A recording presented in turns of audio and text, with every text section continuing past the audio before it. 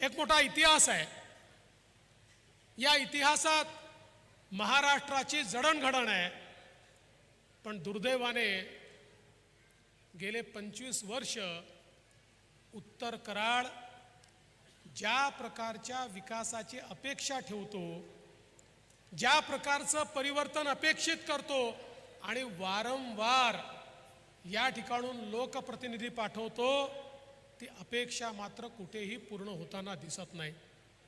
खरं म्हणजे याच्याकरता गेल्या 2 निवडणुका कोणी जबाबदार असेल तर ते तुम्ही नाही, आम्हीच जबाबदार होतो. तुमच्या मनात परिवर्तन होतं, पण तुमच्या परिवर्तनाचा एक केंद्रबिंदू आम्ही तयार करू शकलो नाही आणि म्हणून परिवर्तन घडलं नाही. दोन्ही निवडणुका आमचे मनोज दादा आणि धैर्यशील दादा एकमेकासमोर आले आणि त्यामुळे तिसऱ्याचा फायदा झाला. आणि म्हणून तुमचं सातत्याने म्हणणं होतं, आम्हाला परिवर्तन घडवायचं आहे, पण तुम्हीच काही करत नाही, तुम्हीच लोक एकत्रित येत नाही, तुम्हीच कोणाला एकत्रित आणत नाही. आणि म्हणून यावेळेस निवडणुका जाहीर झाल्यानंतर मी या ठिकाणी मनोज दादा असतील, धैर्यशील दादा असतील, रामकृष्ण वेताळजी असतील, सगळ्यांना एकत्रित केलं आणि त्यांना सांगितलं, तुम्हाला खरंच परिवर्तन हवं आहे का? ते म्हणाले हवं आहे. मग म्हटलं कोणाला तरी त्याग करावा लागेल आणि एकाला पुढे न्यावं लागेल. आणि मला मनापासून आनंद आहे की सगळ्यांनी मिळून ठरवलं की ठीक आहे, आम्ही त्याग करतो, मनोज दादाला पुढे नेऊ आणि त्याला या ठिकाणी परिवर्तनाचा चेहरा करू. मनोज दादा घोरपडे आता केवळ उमेदवार नाही आहे, या उत्तर कराडच्या जबरदस्त परिवर्तनाचा चेहरा हा मनोज दादा घोरपडे या ठिकाणी आहे. आज आपण पाहू शकतो, जयाभाऊंनी सांगितलं ही गोष्ट खरी आहे. हा सगळा भाग कृष्णेकाठचा भाग, ज्या भागामध्ये अनेक नद्यांचा उगम होतो, ज्या भागाने खऱ्या अर्थानं महाराष्ट्राला पाणीदार केलं, अशा या भागामध्ये देखील अनेक ठिकाणी आपल्याला दुष्काळ दिसतो, दुष्काळी वातावरण दिसतं. आणि या दुष्काळाकरता केवळ आपल्याला शब्द दिले गेले, मात्र दुष्काळ दूर करण्याचं त्या ठिकाणी प्रयत्न झाला नाही. पण 2014 ते 19 आपल्या आशीर्वादानं संधी मिळाली आणि या ठिकाणी दुष्काळाच्या विरुद्ध लढाई आपण सुरू केली. आणि मग वेगवेगळ्या योजना असतील, या ठिकाणी टेंबू, ताकारी, म्हैसा, जे कटापूर, उरमोडी सगळ्या योजनांना मोठ्या प्रमाणात निधी देऊन दुष्काळी भागाचा चेहरा बदलण्याचं काम हे आपण त्या ठिकाणी सुरू केलं. आणि आज आपण पाहू शकतो, इतक्या मोठ्या प्रमाणात या ठिकाणी सिंचनाची कामं झालेली आपण बघितली. आणि मी तुम्हाला दादा या ठिकाणी शब्द देतो, तुम्ही सांगितलं इंदोली उपसा सिंचन योजना, पाल उपसा सिंचन योजना, या ठिकाणी 50 मीटर हेड असल्यामुळे पाणी मिळत नाही. तुमच्या सगळ्यांच्या साक्षीनं सांगतो, अरे मनोज दादाला पाठवून तर पहा, 100 मीटरचं हेड, 100 मीटरचं हेड करून देतो आणि प्रत्येक शेतीपर्यंत पाण्याचा थेंबन थेंब हा त्या ठिकाणी पोचवण्याचा शब्द हा देवाभाऊ तुम्हाला देतो. हे परिवर्तन या ठिकाणी निश्चितपणे आम्ही करून दाखवू. आज आपण पाहू शकतो, इतक्या मोठ्या प्रमाणात विरोधी पक्षात असतानाही भाजपच्या आमच्या नेत्यांनी या कराड उत्तर करता जवळजवळ 900,000 कोटी रुपयाचा जवळपास जर हिशोब लावला तर 990 कोटी रुपयाचा निधी आणला.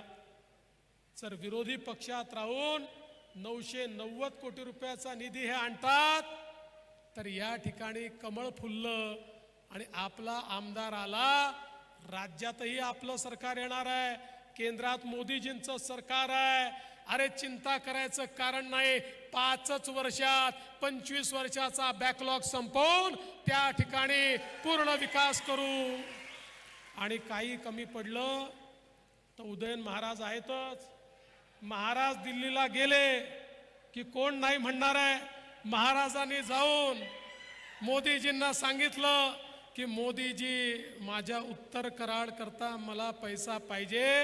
अरे महाराजांच्या एका म्हणण्यावर तर मोदीजी तिजोरी खुली करून देतील, त्यामुळे चिंता करायचं कारण नाही आहे. आपल्याला या ठिकाणी मोठ्या प्रमाणात हा निधी प्राप्त करून घ्यायचा आहे. मी सांगत होतो, आपण जर बघितलं असेल या सातारा जिल्ह्यामध्ये आपण नीरा देवधर करता 3,977 कोटी रुपये दिले. या ठिकाणी पश्चिम महाराष्ट्रातल्या या 2-3 जिल्ह्यावर जसा परिणाम होतो त्या टेंबू योजनेकरता जवळपास 7,390 कोटी रुपये दिले. लक्ष्मणराव इनामदार उपसा सिंचन योजनेला 5,889 कोटी रुपये दिले. उंडाळे लघु पाटबंधारे करता 592 कोटी रुपये दिले. उरमोडी करता या ठिकाणी 1,121 कोटी रुपये दिले. धोम बलकवडी करता जवळपास 1,000 कोटी रुपये दिले. वांग मराठवाडी करता 594 कोटी रुपये दिले. म्हणजे आपण जर हिशोब लावला तर जवळपास 5 ते 7,000 कोटी रुपये, 10,000 कोटी रुपये हे केवळ या जिल्ह्यातल्या सिंचन योजनांकरता आपल्या सरकारने दिलेले आहेत. आणि म्हणून आपण कुठेही विकासामध्ये मागे नाही, पण केवळ विकास करून आपण थांबलो नाही, तर शेतकऱ्यांचा विचार हा मोठ्या प्रमाणात झाला पाहिजे. आपल्या समोर स्वप्न होतं आणि म्हणून आपण निर्णय केला, आमच्या शेतकऱ्यांना वीज बिल माफ करण्याचा निर्णय आपल्या सरकारने घेतला. तुम्ही आता शेतकऱ्यांना विचारा, त्यांना बिल येत नाही, 000चं बिल येतं. कारण महिन्याचं 3 महिन्याचं जे शेतकऱ्यांचं बिल आहे ते आता सरकारने भरण्याचा निर्णय घेतला. यापुढे 5 वर्षापर्यंत आमच्या शेतकऱ्यांना विजेचं बिल येणार नाही, ही तजवीज आपल्या सरकारने या ठिकाणी केली.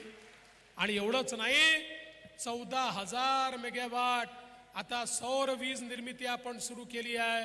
म्हणजे आमच्या शेतकऱ्यांना पुढच्या 2 वर्षानंतर 365 दिवस 24 तास वीज आम्ही देणार आहोत.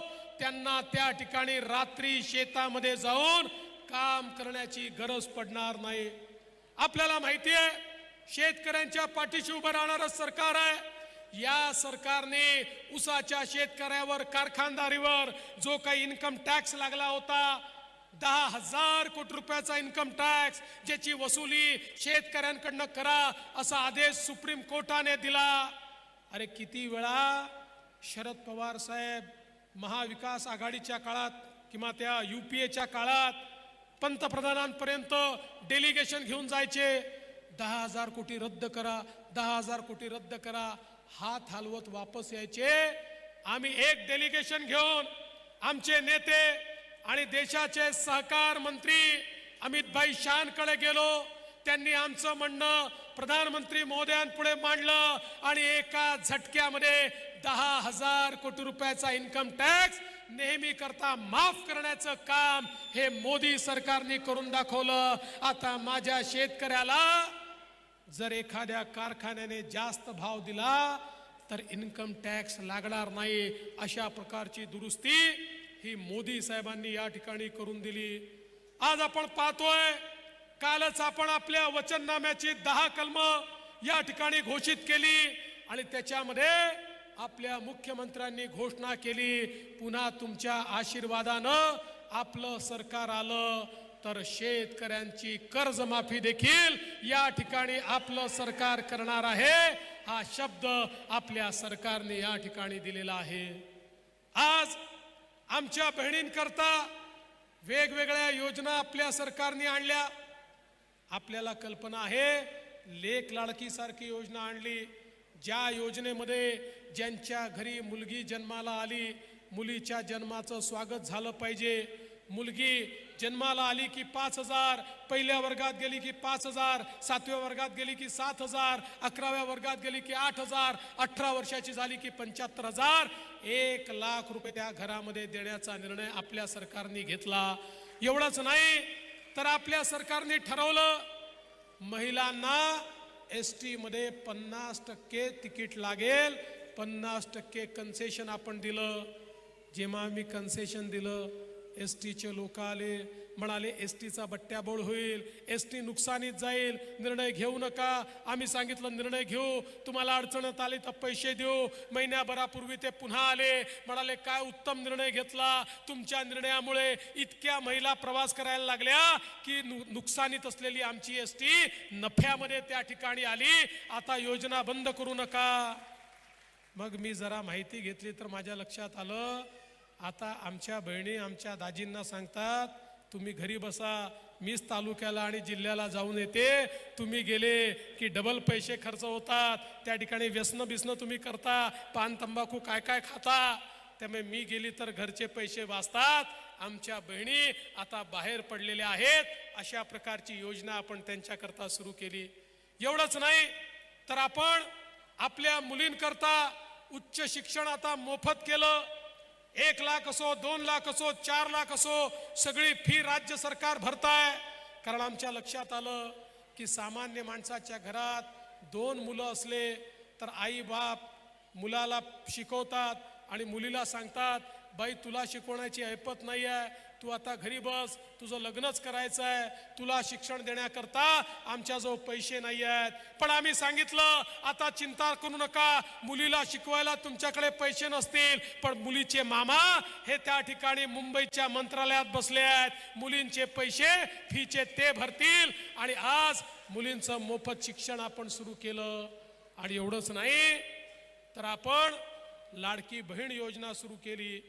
लाडकी बहीण योजनेच्या अंतर्गत महिलांना वर्षाला 18,000 रुपये, महिन्याला 1,500 रुपये आपण द्यायला सुरुवात केली. आमचे महाविकास आघाडीचे नौटंकीबाज लोक पहिल्यांदा म्हणाले पैसाच मिळणार नाही, मग पैसा मिळायला लागल्यावर म्हणाले तो बँकेतनच निघणार नाही, मग हे सगळं झाल्यानंतर म्हणाले योजनाच बंद होईल. मला सांगताना या ठिकाणी अतिशय दुःख होतं. बहिणींनो, जसे आम्ही तुमचे लाडके भाऊ आहोत ना, तसे महाविकास आघाडीवाले तुमचे सावत्र भाऊ आहेत.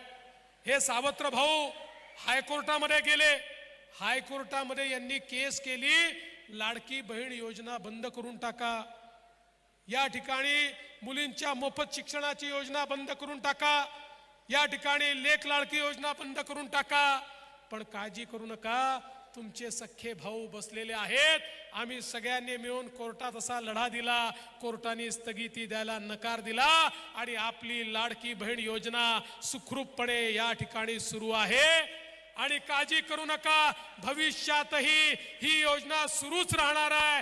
काल तर आपल्या मुख्यमंत्र्यांनी घोषणा केली, आता 1,500 रुपये नाही, आता 2,100 रुपये हे आमच्या लाडक्या बहिणींना त्या ठिकाणी मिळणार आहेत. आणि म्हणून आपलं जे सरकार आहे ते सामान्य माणसाचा विचार करणारं सरकार आहे, सगळ्यांच्या जीवनात परिवर्तन करणारं सरकार आहे. आम्हाला खूप विकास या ठिकाणी करायचा आहे, पण हा सगळा विकास करत असताना आमची मनापासून इच्छा आहे की या विकासामध्ये कराड उत्तर देखील आमचा भागीदार असला पाहिजे. पण कराड उत्तरला भागीदार जर करायचा असेल तर या ठिकाणी जबरदस्त परिवर्तन करावं लागेल. परिवर्तनाचा चेहरा असलेले मनोज दादा घोरपडे यांच्या पाठीशी तुम्हाला उभं राहावं लागेल, त्यांना आशीर्वाद द्यावा लागेल. आणि मी तुम्हाला शब्द देतो, एकदा मनोज दादांना तुम्ही मुंबईमध्ये मंत्रालयामध्ये विधानमंडळामध्ये पाठवलं, त्यानंतर कराड उत्तरला मागे वळून पाहावं लागणार नाही. तुमच्या विकासाची आम्ही या ठिकाणी आम्ही घेतो, हा विश्वास तुम्हाला देतो. आणि माझं बोलणं संपवतो. धन्यवाद. जय हिंद, जय महाराष्ट्र.